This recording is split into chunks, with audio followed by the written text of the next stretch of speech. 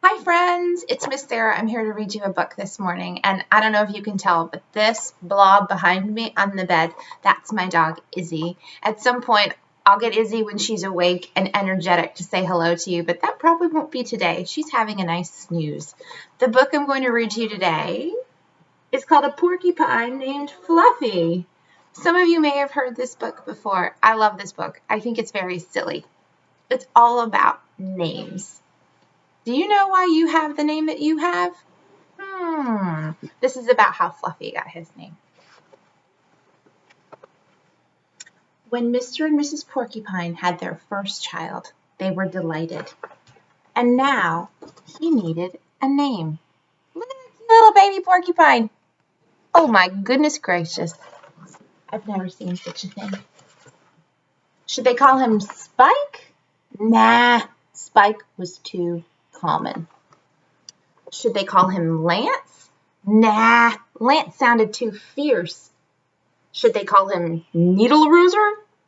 No, Needle Rooser was too long. Prickles? Pokey? Quillian? Then together they had an idea. Let's call him Fluffy. It's such a pretty name. Fluffy. Oh, I just think that baby porcupine is the cutest thing I have ever seen, but I don't know if I would want to snuggle it. Would you want to snuggle a baby porcupine? It might hurt. But soon there came a time when Fluffy began to doubt that he was Fluffy.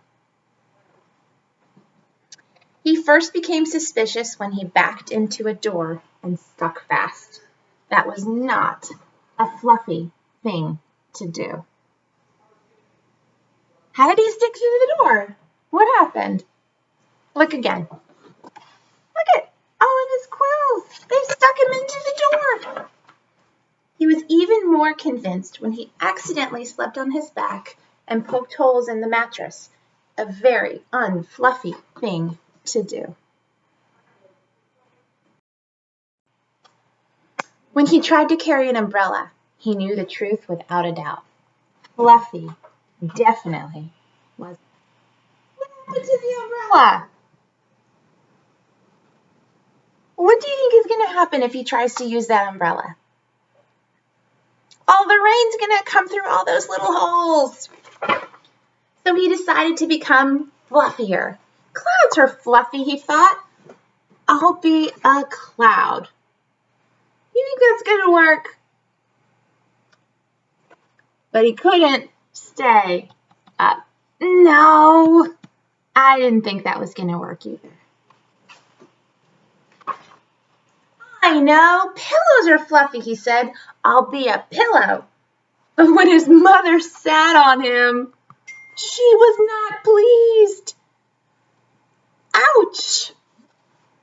He tried soaking in a bubble bath for 45 minutes, but he did not become fluffy. He became soggy. I've never gotten soggy when I sit in a bath too long. The word I use is sometimes I've gotten pruny. Have you ever gotten pruny from sitting in the bath too long and your fingers get all shriveled up? I do love a bath though. He tried whipped cream. He put a little on each quill. It wasn't easy, and it took more than half a day. That would be a very big job. But this did not make Fluffy fluffy. They should have called me Gooey, he sighed. Look how silly he looks. Maybe he should have just eaten all that whipped cream instead. He ate a lot of fluffy marshmallows. He rolled in shaving cream and feathers.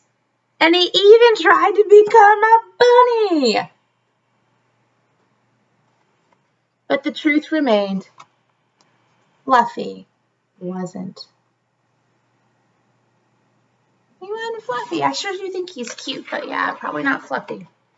One afternoon, Fluffy set out for a walk, trying to think of ways to become fluffy. Before long, he met a very large rhinoceros.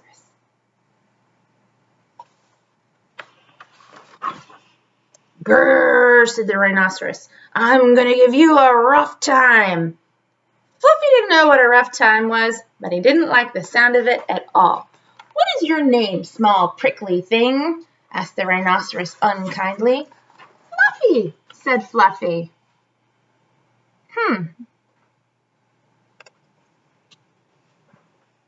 The rhinoceros smiled. He giggled. Then he laughed out loud. He rolled on the ground.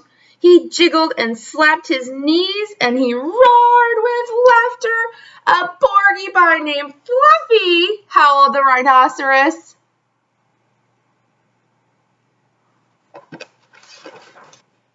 Fluffy was embarrassed, but he tried to be polite. "And what is your name?" he inquired. "I can't say it," giggled the rhinoceros. "Hubert?" suggested Fluffy.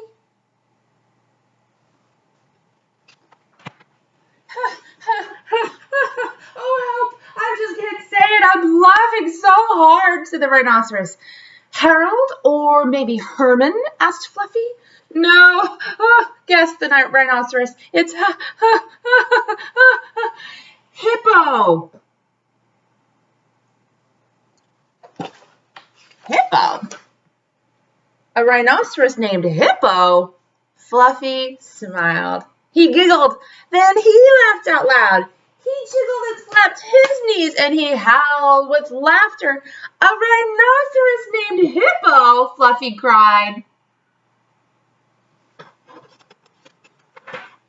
"A porcupine named Fluffy. A rhinoceros named Hippo." It was almost too much. It was almost more than they could bear. Hippo and Fluffy rolled on the ground, giggling and laughing until tears came to their eyes. Look at them. They're having a great big laugh. At last they lay exhausted on the ground, and from that time on, they were the best of friends. And Fluffy didn't mind being Fluffy anymore, even though he wasn't.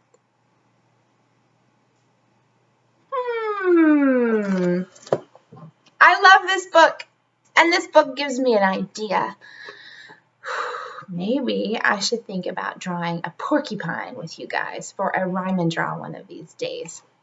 I'm going to have to come up with that rhyme for you. I miss you, my friends. I'm glad you sat and you listened to a story with me. I can't wait to see you again soon. Bye, friends.